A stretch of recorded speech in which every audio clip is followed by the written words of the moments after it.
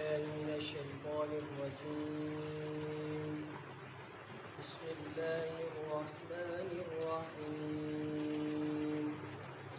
الذين ينفقون أموالهم بالليل والنهار سرا وعلانية فلهم أجرهم عند ربهم ولا خوف عليهم ولا هم يحزنون. الذين يأكلون الربا لا يقومون إلا كما يقوم الذي يتخبطه الشيطان من المس، ذلك بأنهم قالوا إنما البيع مثل الربا وأحل الله البيع وحرم الربا. ومن جاءه موعظة من ربه فانتهى فله ما سلف وأمره إلى الله ومن عاد فأولئك أصحاب النار هم فيها خالدون. يمحق الله الربا ويربي الصدقات والله لا يحب كل كفار أثيم. إن الذين آمنوا وعملوا الصالحات وأقاموا الصلاة وآتوا الزكاة لهم أجرهم عند ربهم ولا خوف عليهم ولا هم يحزنون. يا أيها الذين آمنوا اتقوا الله وذروا ما بقي من الربا إن كنتم مؤمنين، فإن لم تفعلوا فأذنوا بحرب من الله ورسوله وإن تبتم فلكم رؤوس أموالكم لا تظلمون ولا تظلمون. وإن كان ذو عسرة فنظرة إلى ميسرة وأن تصدقوا خير لكم إن كنتم تعلمون. واتقوا يوما ترجعون فيه إلى الله ثم توفى كل نفس ما كسبت وهم لا يظلمون. صدق الله العظيم.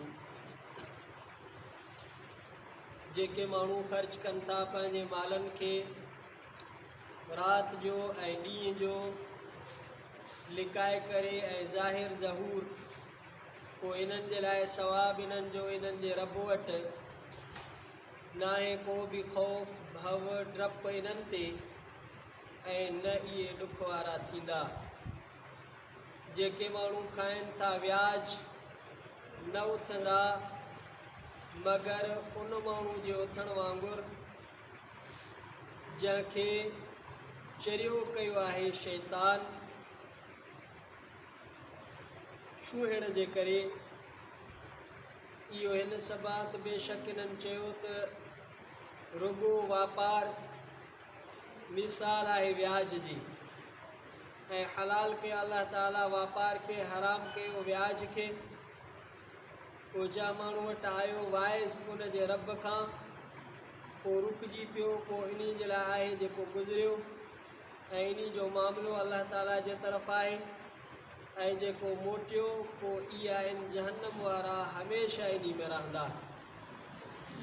ख़तमु करे थो, मेसारे थो अल्लाह ताला व्याज खे ऐं वधाए थो सदक़ात खे। अल्लाह ताला नथो मुहबत करे हर बेशुक्रे नाशुक्रे गुनाहगार सां। बेशक जिन माण्हुनि ईमान आंदो ऐं अमल कयूं चङा ऐं क़ाइमु कयूं नमाज़, ॾिनऊं ज़कात, इन्हनि जे लाइ अजुर इन्हनि जे रब वटि न आहे ख़ौफ़ इन्हनि ते, न की ॾुख वारा थींदा। ऐं ईमान वारो डिॼो तव्हां अल्लाह ताला खां ऐं छॾे ॾियो जेको बचियो आहे व्याज खां, जेकॾहिं तव्हां मोमिन आहियो। पोइ जेकॾहिं न कंदो तव्हां, पोइ ऐलान कयो तव्हां जंग जो अल्लाह सां ऐं उन जे रसूल सल्लल्लाहु अलैहि वसल्लम सां। ऐं जेकॾहिं तौबा कंदो तव्हां, पोइ तव्हांजे लाइ तव्हांजे मालनि जी मूड़ी, न ज़ुल्म कंदो तव्हां ऐं न ज़ुल्म कया वेंदो तव्हां। ऐं जेकॾहिं आहे सुञो, पोइ ढर ॾियणु आहे शाहूकारी ताईं, ऐं सदको करणु तव्हांजो भलो आहे तव्हांजे लाइ जेकॾहिं ॼाणो था तव्हां। ऐं डिॼो तव्हां उन ॾींहं खां जो मोटाया वेंदो तव्हां इन में अलाह जे तरफ़, पोइ पूरो करे ॾिनो वेंदो हर हिकिड़ो नफ़्स उन शइ खे जो कमायई ऐं न ज़ुल्म कया वेंदा। सूरतुल बक़रा उन जो 38 रुकू, 3 सिपारे तिलका रसुल जो 6 रुकू, आयत नंबर 273 खां आयत नंबर 281 ताईं मुकम्मल रुकू तिलावत कयोसीं। इन्हनि आयात जो तफ़सीर इन रीत आहे। पहिरीं आयत अल्लाह ताला फरमाए त जेके राति जो ॾींहं जो ज़ाहिर ज़हूर लिकाए करे ख़र्च कनि था। इन आयत जो शान नुज़ूल हज़रत सैयदना अमीरुल मुमिनीन अलीउल मुर्तज़ा रज़ियल्लाहु तआला अन्हु जे बारे में नाज़िल थी, जो उन वटि 4 दिरहम हुया।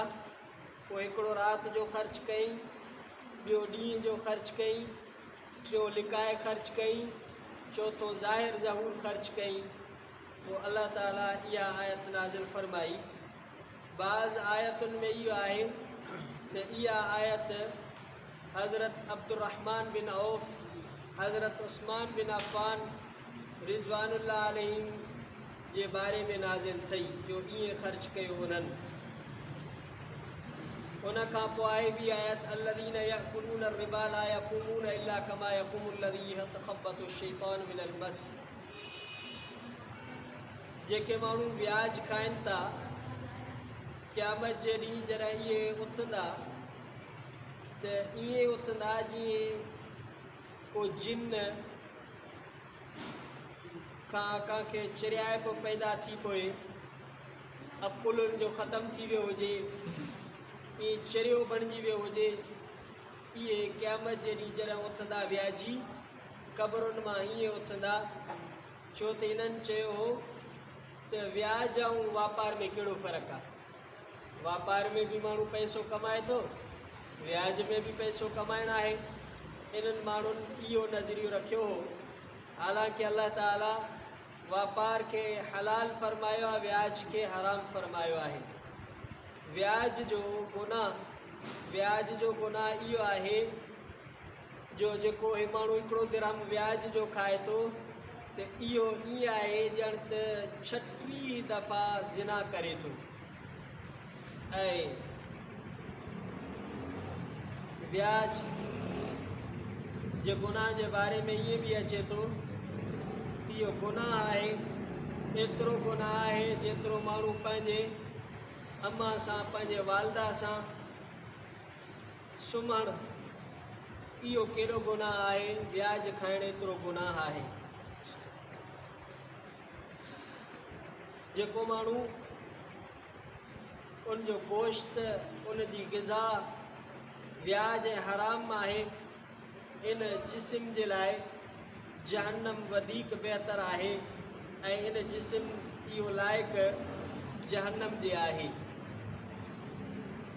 हज़रत औफ़ बिन मालिक रज़ियल्लाहु ताला अन्हु खां रिवायत आहे, नबी सल्लल्लाहु अलैहि वसल्लम फरमायो, पंहिंजो पाण खे गुनाहनि खां बचायो जेके गुनाह माफ़ न थींदा आहिनि।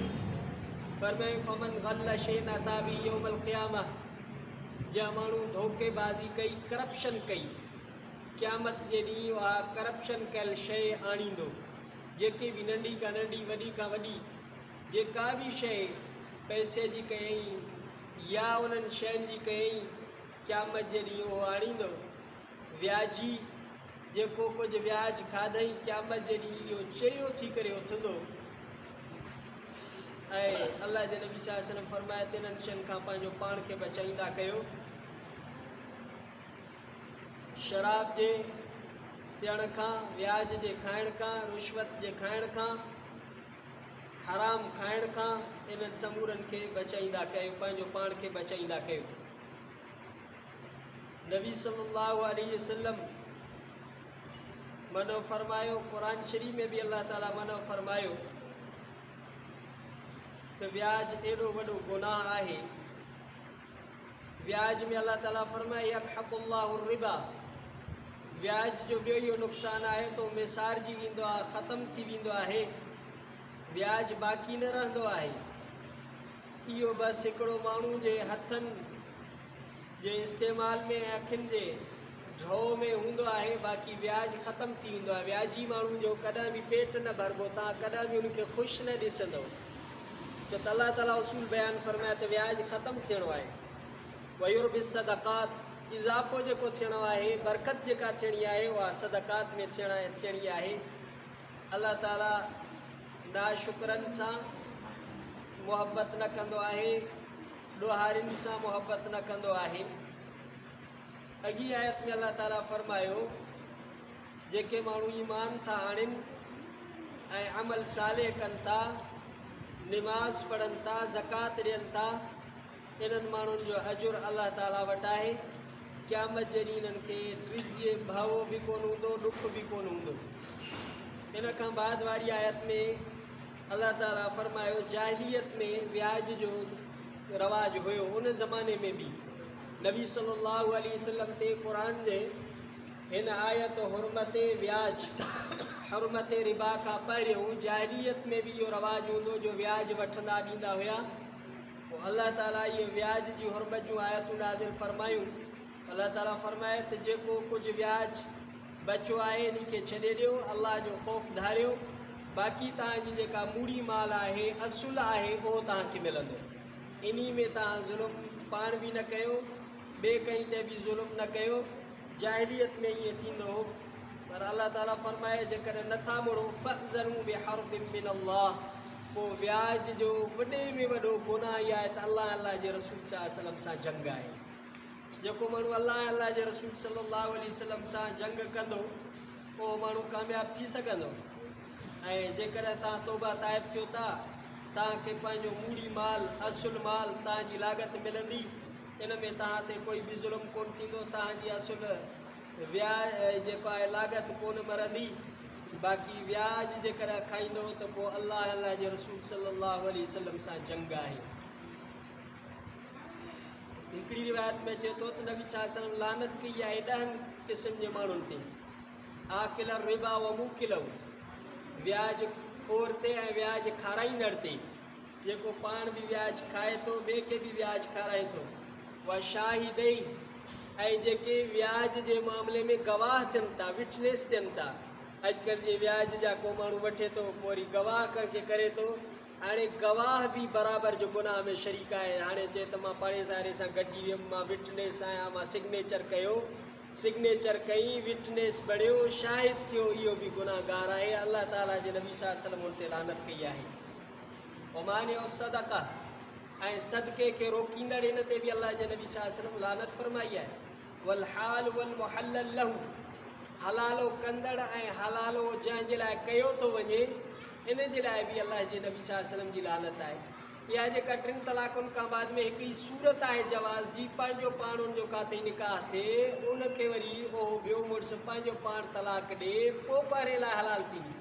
असां वटि वरी ईअं असां ग़लति सम्झो आहे त सही इन जा केतिरे तलाकूं मिलियूं, इन खे वठी वरी कंहिंखां हलालो कराइबो, वरी उन खे शर्त रखिबो त तूं हाणे तलाक ॾेसि। इहो शर्त रखिणो ई न आहे।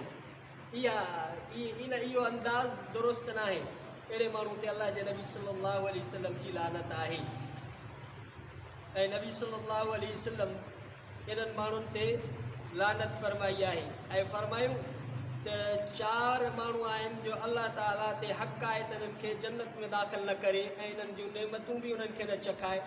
शराबी, व्याजी, यतीम जो माल खाइण वारो, पीउ माउ जो नाफ़रमान, इहे जन्नत में बि दाख़िल कोन थींदा ऐं जन्नत जूं नेमतूं बि न चखंदा।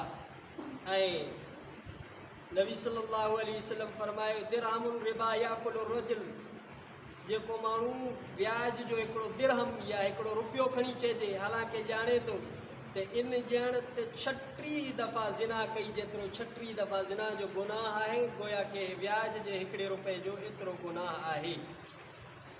त व्याज एॾो वॾो गुनाह आहे। अल्लाह जे नबी सल्लल्लाहु अलैहि वसल्लम फरमाए जंहिं क़ौम में व्याज ज़ाहिर थींदो त अल्लाह ताला इन्हनि में ॾुकर पैदा फरमाईंदो, ऐं जंहिं क़ौम में रुश्वत ज़ाहिर थींदी अल्लाह ताला इन्हनि ते रोब मुसलत कंदो। राशी माण्हू ड्रिजणो हूंदो अथव, करप्ट माण्हू थोरो दड़को, कॾहिं हेॾो नेब जो लेटर अची वियो, कॾहिं छा जो लेटर, इहा ड्रिजणो। त इहे करप्ट माण्हू, इन्हनि जे अंदरि ख़ौफ़ हूंदो आहे, ड्रिजणा। त अल्लाह जे नबी सल्लल्लाहु अलैहि वसल्लम जी हदीस सही आहे जेके राशी हूंदा जॾहिं जा क़ौम में रिश्वत हूंदी उन्हनि खे रोब थींदो। इहे ड्रिजणा हूंदा काफ़रनि खां बि ॿियनि खां बि हर तरह जे इहे ख़ौफ़ में हमेशह मुब्तला रहंदा। बाक़ी व्याज जूं काफ़ी सारियूं सूरतूं आहिनि। इंशाअल्लाह ताला सुभाणे जो सॼो दर्स व्याज ते हूंदो, त व्याज जो कुझु तफ़सील ॿुधाइबो इन आयात जी रोशनी में। हिन आख़िरी आयत खे पूरो कयूं था। अल्लाह ताला फरमाए जेकॾहिं जंहिंखे कर्ज़ु ॾिनो अथव या जॾहिं तव्हांजा पैसा आहिनि उहो सुञो माण्हू आहे, पोइ उनखे शाहूकार थियण ताईं ढार ॾियणु इहो तव्हांजो सदको आहे। अंत सदकू ख़ैरुल लकुम, पर जेकॾहिं तव्हां इन खे सुञे माण्हू खे माफ़ु करे छॾियो त इहो तव्हांजे लाइ वधीक भलो आहे। जेकॾहिं तव्हां ॼाणो इन ॻाल्हि खे तव्हां सम्झो त इहा तव्हांजे लाइ वधीक भली ॻाल्हि आहे। हिकिड़ी हदीस ॿुधाए पोइ इजाज़त आख़िरी आयत खे पढ़ी करे पोइ इजाज़त वठूं था। जेकर सुञो माण्हू आहे, ग़रीब मिसकीन माण्हू आहे, पोइ उनखे माफ़ु कयो त इहो तव्हांजे लाइ भलो आहे। पर जेकर जेसि ताणी इहो शाहूकार थिए तेसि ताणी तव्हां उनखे छॾे था ॾियो त हर ॾींहुं जेतिरा ॾींहं उनखे तव्हां छॾे ॾिनो रोज़ानो जे तौर ते तव्हांखे सदके जो सवाबु मिलंदो। ऐं इन सुञे माण्हू खे क़ैद कराइण ॿधराइण इहो बि गुनाह वाक़ई ॾिसजे थो त जेकॾहिं सुञो आहे पोइ इनखे ॿधराइण इहो गुनाह आहे। छो त इहो वीचारो माण्हू पंहिंजे रहंदो ॿारनि बचनि जी मज़दूरी खां बि रहिजी वेंदो, कमाईंदो बि कोन। पर जेकॾहिं अॼुकल्ह वरी ज़माने में माण्हू कर्ज़ु वठनि था पर टाल मटोल कनि था, उन्हनि वटि असबाब आहिनि, वसाइल आहिनि, पोइ उन जी बि सूरत आहे। सुञा न आहिनि पर हरू भरू ॿिए जो पैसो खाइण जे लाइ माण्हू जी आदत थी वई आहे, पोइ अहिड़े खे क़ैद कराइण ॿधराइण हाणे गुनाह कोन्हे को। पर जेकॾहिं सुञो आहे वाक़ई ग़रीब आहे त पोइ अहिड़े खे नबी सल्लल्लाहु फरमायो जंहिं का सुञे माण्हू खे ढर ॾिनी त अल्लाह ताला उनखे क़यामत जे ॾींहुं पंहिंजे छांव में विहारींदो। ऐं फरमायूं का सुञे माण्हू खे हिकिड़ी हदीस पाक में अचे थो, बुखारी शरीफ़ में आहे, हिकिड़ो माण्हू अल्लाह ताला वटि क़यामत जे ॾींहुं ईंदो। अल्लाह साईं फरमाईंदुसि दुनिया में कहिड़ा अमल कई? माण्हू चवंदो साईं मूं वटि त ज़रे बराबरि राई जे दाणे जे बराबरि बि कोई भलाई जो अमल कोन्हे। अल्लाह साईं फरमाईंदुसि 3 दफ़ा कहिड़ो अमल कई? पोइ आख़िरी 3 दफ़े में अर्ज़ु कंदो रब साईं तूं मूंखे माल ॾिनो हो दुनिया में, पोइ मां वापार तिजारत कंदो हुअमि, पोइ जेके सुञा हूंदा मां उन्हनि खे ढर ॾींदो हुअमि। पोइ अल्लाह ताला फरमाईंदुसि मां बि तोखे ढर ॾेई छॾी, तुंहिंजा गुनाह माफ़ु करे छॾी।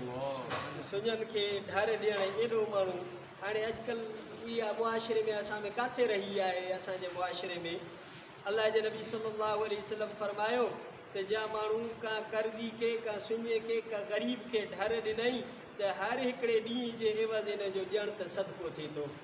ऐं सुञे खे ढर ॾियण ते अल्लाह जे नबी सल्लल्लाहु अलैहि वसल्लम फरमाए जेको माण्हू चाहे थो त मुंहिंजी दुआ क़बूल थिए, मूंखां मुसीबतूं ख़तमु थियनि, का सुञे माण्हू खे कर्ज़ में ढर ॾेई छॾे अलाह हुनजी दुआ बि क़बूल कंदो, हुनजा मुश्किलात बि हल फरमाईंदो। तंहिंजे करे ईअं जेकर माण्हू का ग़रीब मिसकीन सुञे माण्हू खे किथे कर्ज़ु आहे त ढर ॾेई छॾे त अल्लाह ताला हुनखे क़यामत जे ॾींहुं इहो आसान फरमाईंदो। अल्लाह ताला हुनखे पंहिंजे छांव में पंहिंजे पाछे में बिहारींदो ऐं उनखे आख़िरत जूं मुसीबतूं अल्लाह ताला इन खां ढर फरमाईंदो। अल्लाह ताला असांखे क़ुरान शरीफ़ जे हिकिड़ी आयत ते अमल करण जी तौफ़ीक़ अता फरमाए। अल्लाह सिफ़र वतक़ू डिजो उन ॾींहं खां जंहिं में तव्हांखे अल्लाह जे तरफ़ मोटाए वेंदो। हर हिकिड़ो नफ़्स जेका कमाई कई अथई उनजो उनखे बदिलो मिलंदो, तव्हां ते कोई बि ज़ुल्म कोन थींदो। हाणे असांजे मुल्क में असांजी क़ौमी असेंबली या सेनेट असेंबली में वाणियूं दीवान उन तक़रीर कई आहे त असां दीवाननि खे ग़ैर मुस्लिमनि खे शर्म थो अचे जो पाकिस्तान जो निज़ाम व्याज ते आहे, त व्याज ते निज़ाम आहे त पोइ इहा क़ौम कहिड़ी तरक़ी कंदी। इंशाअल्लाह ताला व्याज हिकिड़ी वॾी मुसीबत आहे। वधीक तफ़सील सां व्याज जा अहकाम इंशाअल्लाह ताला सुभाणे जे दर्स में पढ़ंदासीं। रब्बना आतिना फ़िद दुनिया हसनतन व फ़िल आख़िरति हसनतन व क़िना अज़ाबन्नार। अल्लाहुम्मा सल्लि अला मुहम्मद व अली वसल्लम सल्लल्लाहु तआला अलैहि वसल्लम। ला इलाहा इल्लल्लाह मुहम्मदुर रसूलुल्लाह।